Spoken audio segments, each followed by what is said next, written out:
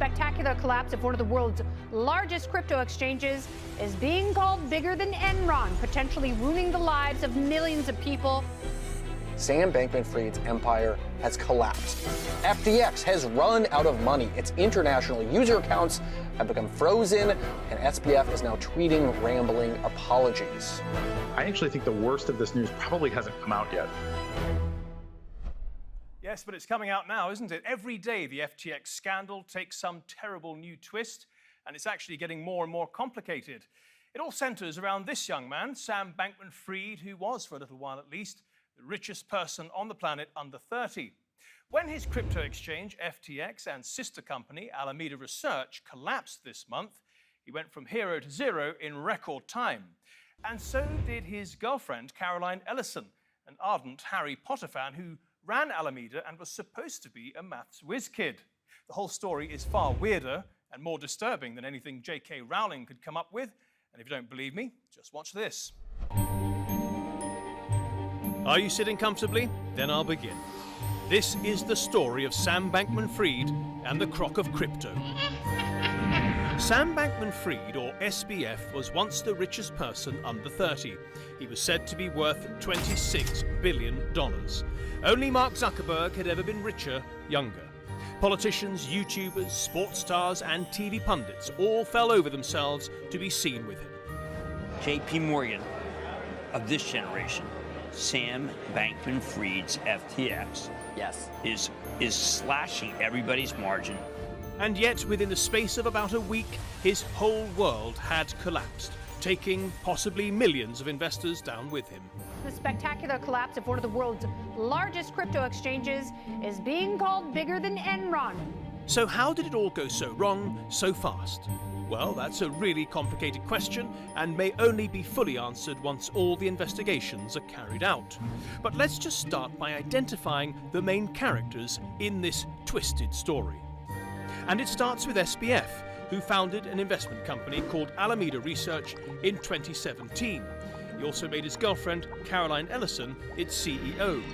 He then founded a crypto exchange called FTX 2 years later and made himself the boss. These two young people were really well educated and really well connected. SBF graduated from MIT and Caroline graduated from Stanford. Now, coincidentally, SBF's parents are both law professors at Stanford, and Caroline's father, Glenn Ellison, is a professor at MIT. Use very little math. Use a lot of elementary school math. We don't really do any technical analysis. Being comfortable with risk is very important. Yeah, I think we tend not to have things like stop losses. Yeah, I'm trying to think of a good example of a trade where I've lost a ton of money. Over an incredibly short period of time, SBF convinced investors to put billions into Alameda and FTX. One of the biggest investors was Changpeng Zhao, the owner of Binance, the world's biggest crypto exchange. Also known as CZ, he would go on to destroy SBF. But first, he gave SBF his support, buying a 20% stake in his FTX exchange for $100 million. For a couple of years, it all seemed to be going really well for SBF. He portrayed himself as a philanthropist whose ultimate mission was to give most of his money away. There's actually an enormous amount of positive impact that we can potentially have on the world, but only if we really try, only if you think hard about what you can do to have the most impact. And that ended up being, how I thought about where to center my life, my career. He also became a big donor to the Democratic Party, second only to George Soros, they say. He once said he aimed to give the party $1 billion and was certainly very generous, donating $5 million to Joe Biden's 2020 election campaign alone. Only Michael Bloomberg donated more to Biden that year.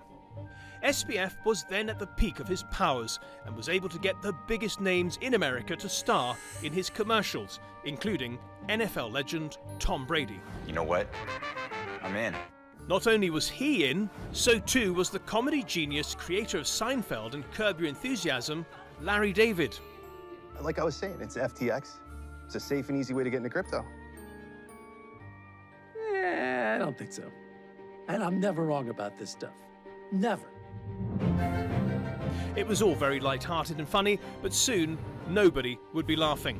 The first sign that something was seriously wrong came from CoinDesk, one of the leading crypto news sites, which on November the 2nd reported that half of Alameda's assets were FTX's own tokens, known as FTT. That was a massive alarm bell, because the token's value was, in the words of one analyst, essentially made up out of thin air. It also raised very serious questions about how separate the two companies really were. It's at this point that CZ returns to the scene and destroys FTX with one tweet. He posted, "As part of Binance's exit from FTX equity last year, Binance received roughly $2.1 billion equivalent in cash, BUSD, and FTT. Due to recent revelations that have come to light, we have decided to liquidate any remaining FTT on our books." The tweet had a devastating effect on the value of FTX's tokens. By suddenly selling $500 million worth of FTT, Binance caused a run on the token, collapsing its value. This was not only bad news for SBF, but also for investors in his exchange, innocent parties like the Ontario Teachers' Pension Plan, which invested the better part of $100 million. Sam Bankman-Fried, once compared to JP Morgan and John Paul Getty, is now being compared to Ponzi maestro Bernie Madoff and blood test con artist Elizabeth Holmes. Both Alameda and FTX are in Chapter 11 bankruptcy protection. FTX's Trading's a new CEO, John Ray, saying in a court filing, quote, "Never in my career have I seen such a complete failure of corporate controls and such a complete absence of trustworthy financial information as occurred here." This is the guy who did the Enron stuff, says he's never seen anything like this before. And SBF is now being investigated by all the other letters of the alphabet, the DOJ, the SEC, and the CFTC. And not only that, apparently he's being monitored around the clock at his home in the Bahamas, where he's made quite a life for himself along with about 10 other young people. But that's another story, which, unlike the Harry Potter movies, is not PG rated. The videos he has, little videos on TikTok with Tom Brady. Also, it's like Tom Brady was hanging out with it. The guy's a little weirdo. I mean, you look at this guy. He's living with 10 other 30-year-olds all in the same apartment in the Bahamas, and they're apparently just like playing Dungeons and Dragons and doing other stuff I can't describe on the radio, and they're giving them billions of dollars? Now, in that report, we heard that CoinDesk was the first to reveal something really bad was up at FTX. But actually, the head of the Chicago Mercantile Exchange, Terry Duffy, tried to warn Congress about FTX 6 months ago back in May. But a Democratic congressman, Ro Khanna, tried to shut him down. I'm well aware, sir. I've testified in front of this committee over 50 times. I'm well aware of the procedures of this committee. Well, then can you, I would submit that you need to correct the record, because you have, quote, your testimony, no capital requirements for participants. That anyone who has basic understanding of the CFTC knows that Part 39 would make that a completely wrong statement. Of course, there are capital requirements, and I suggest in the future that you do some homework on what cryptocurrencies Well, are. I appreciate you telling me to do my homework. I assure you, sir, in the amount of years I've been in this business, I forgot more than most people ever know. Time to bring in our guest now, and joining us this week to discuss the fall of FTX are Patrick Boyle, the professor of finance and a brilliant YouTuber, Tim Curry, cryptocurrency journalist who's been on the show before, and Evan Singh Luthra, a technology investor who lost quite a lot of money in the FTX fiasco. So welcome to all three of you. Evan, I'd like to start with you. What attracted you to FTX in the first place? I've been in the crypto space for a long time. I bought my first Bitcoin in 2014 and have been using plenty of exchanges, trade quite a bit. I buy and hold mostly, not actual trading. And obviously exchanges are one of the best way to acquire Bitcoin. So I do acquire a lot of Bitcoin through these exchanges. FTX, I really liked it when I saw Sam Bankman-Fried being covered by all the top media. And then I used their product for the first time. They actually had the best technical product out there in terms of the app, the smoother user experience. So I started using it to acquire my Bitcoins and other assets that I was looking for. Slowly and slowly, I deposited over $10 million in FTX since the last year. I lost a little bit of that in different bad trades that I made. Had about a few $1 million left, and then FTX went down. But yeah, mostly just because of the media. I was came across the platform, used the platform, a good technology product, but obviously not as good of a leadership team. Yeah. And how much did you end up losing once FTX went bankrupt? I lost over a couple $1 million over this bank run that FTX had that I couldn't withdraw, and the withdrawals have been stuck. And have you any hope of getting some of that back? Yes and no. It would really depend on the lawmakers of the U.S., how strong they are in terms of clawing back the money that has been widely spent illegally spent by the founder, Sam Bankman-Fried, and buying properties in Bahamas, donating $40 million to the Democrats. So I believe all that money can be clawed back, but really come down to seeing, are his connections strong enough to protect him? Are the Democrats going to give the money back willingly, right? So it's a hard decision to make right now. This is a developing story, and we get new news every single day. I do believe we should recover at least 15, 20% on a worst case scenario. You mentioned to our producer that you actually were attracted to the exchange also because it was an American firm and the other big competitors are frequently Chinese. Is that right? 100%. All the other top 5 centralized exchanges in the crypto market, Binance, KuCoin, OKX, Bybit, they're all Chinese companies, right? Run by Chinese founders. Yeah. So FTX why was did the you, only why did one you feel that you could had trust? Why did you feel you could trust an American company more? So obviously, mostly because of the media, right? The media portrayed Sam Bankman-Fried as this altruist guy who's helping build the world a better place, looking to donate all his money. And he came from nowhere and had the fastest growth in the time that we had seen in 3 years. Right. He basically started from zero and built up this exchange. Media had the biggest role to play for me to have trust. Yeah, it's extraordinary, isn't it? Can you point to any particular article or program or YouTuber that really put them in pole position for you?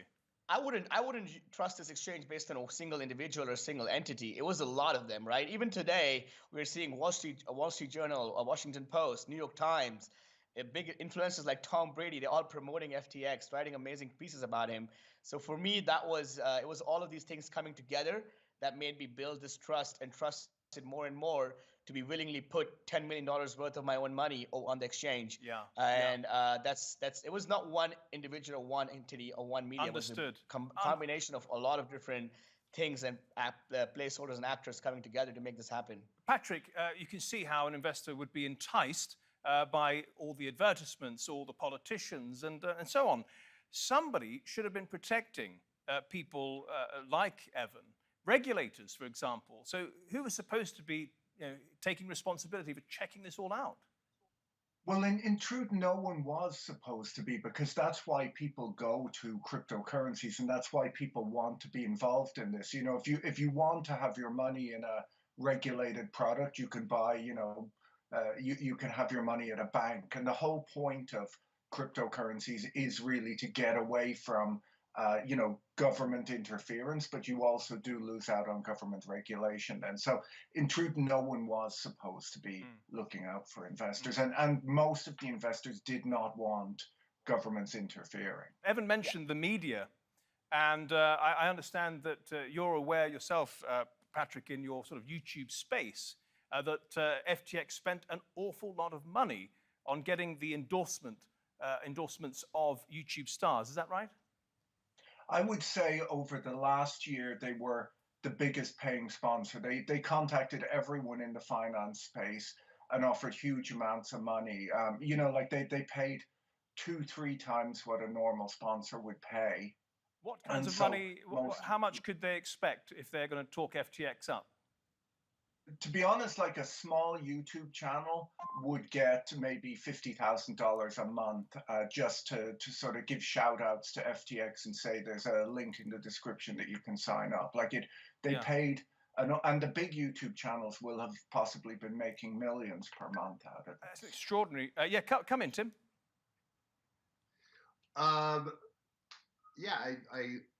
I agree. They spent a heck of a lot of money on advertising, and pretty much many of the influencers or so-called influencers within the crypto space were tagging them at the end of their videos, and talking about use my link and this and that.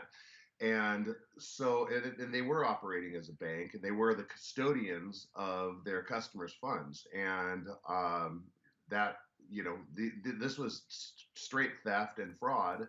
And it's no different than what happened with Lehman Brothers and Bernie Madoff. Patrick, what were the red flags at the time on FTX? FTX was a very strange business because they came out of nowhere and were suddenly the biggest thing around. They were spending a fortune on advertising, a fortune on politicians, and so on.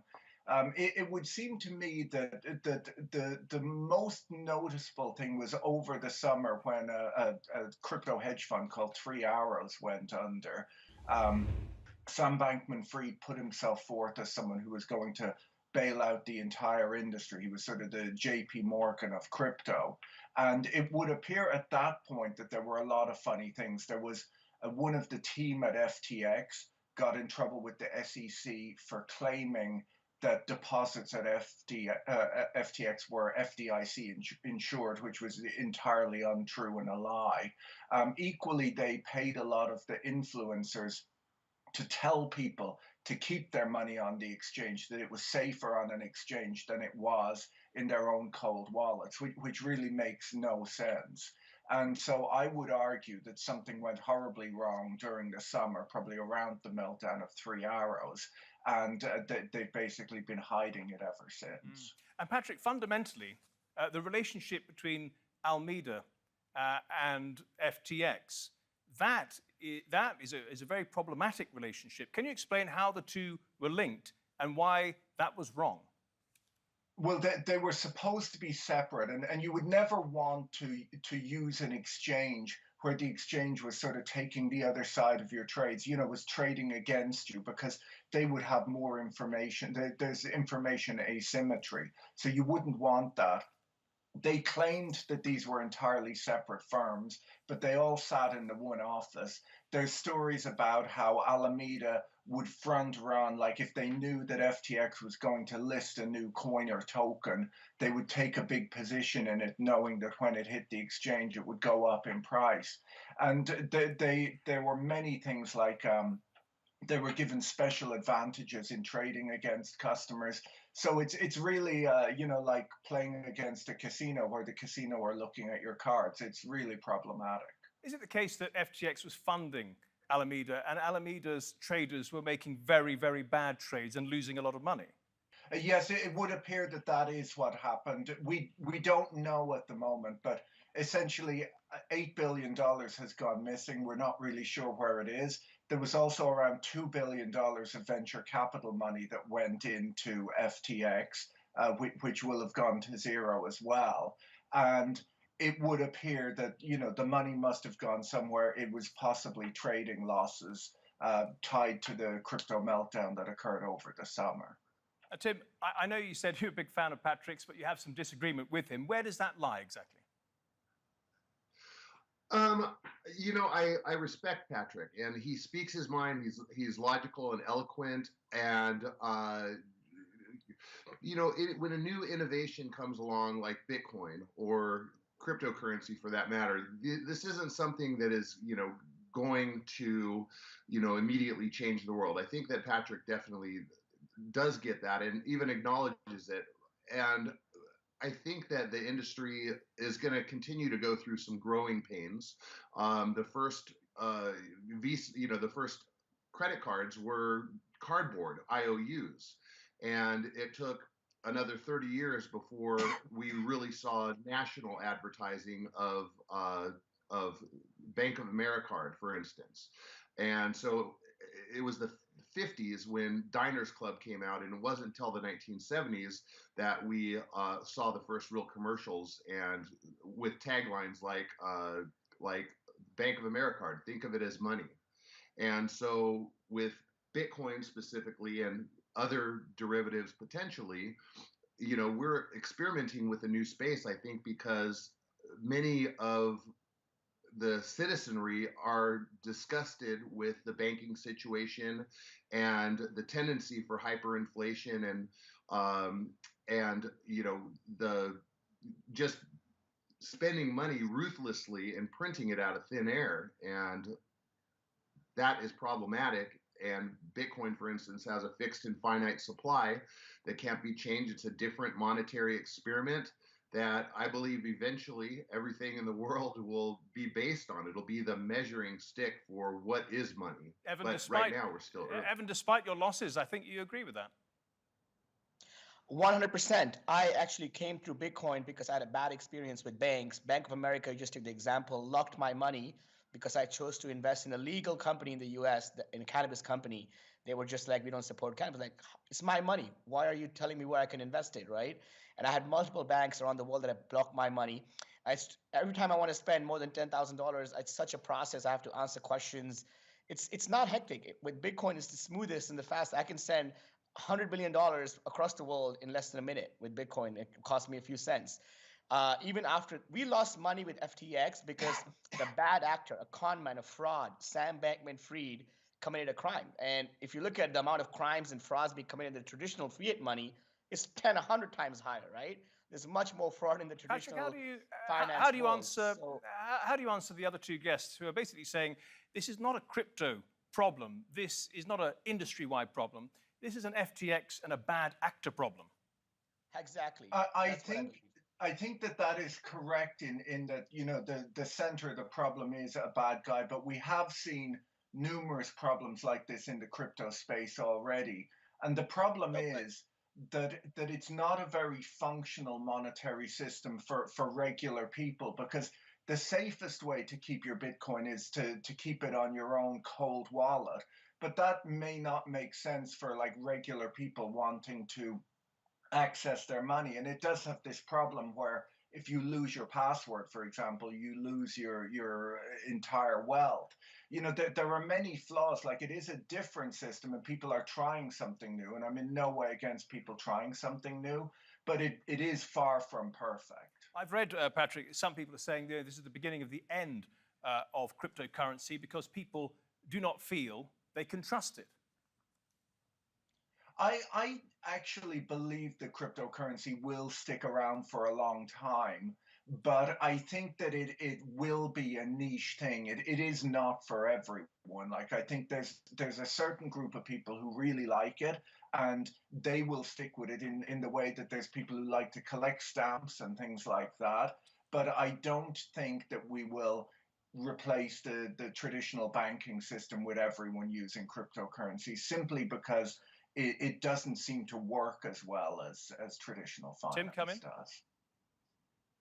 Yeah, you know, if I'm in the city and I leave my wallet on the counter with cash in it and I walk away, there's a fair chance that when I go back and look for it, it's going to be gone. And if Bitcoin is digital cash, then we have the same sort of responsibilities for self-custodying that and making sure that we know where it is or how it's protected. I think that a lot of people are coming to a moment where they really are beginning to understand more how important that is. And I think that as new waves of adoption occur, that the newest people in the space are going to be learning from the previous mistakes that have happened. So I think that things do get better. Yeah. Let me go to Evan. Look, the thing is, this FTX is not the only cryptocurrency exchange to go down, is it? And according to Bitcoin.com, 42% of failed crypto exchanges have disappeared without a trace since 2014. Doesn't that worry you? No, I mean, look at Lebanon. People can't withdraw their banks' money from the banks. There are bigger banks that have failed. I'm from India. I see banks failing every month. And like, this is a very small problem if on a global scale. The amount of money that FTX has taken is much smaller than amount of money that banks and institutions around the world that have failed that are not able to. It's the same thing that happened with FTX. To me, FTX is a bank. The industry is very new. The fundamentals of Bitcoin have never been stronger. We are moving from a very centralized world to a semi-centralized to eventually a decentralized world. It's not going to happen overnight. You're going to have time.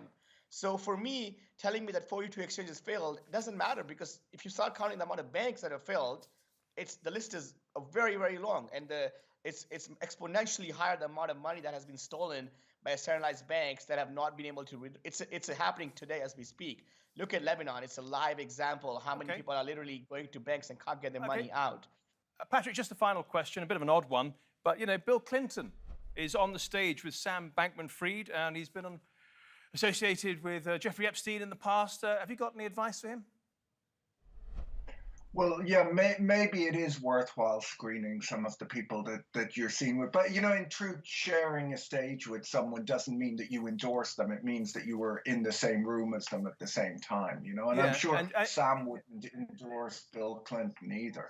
Yeah, it also means that you're very excited by lots and lots of money. Okay, well, Patrick, Evan, and Tim, thank you all very much for your contributions to the Nexus today. Much appreciated. And thank you at home and on your phones for watching. If you want to see this episode or any of our previous episodes, do go to our channel on YouTube. Just type in Nexus TRT World.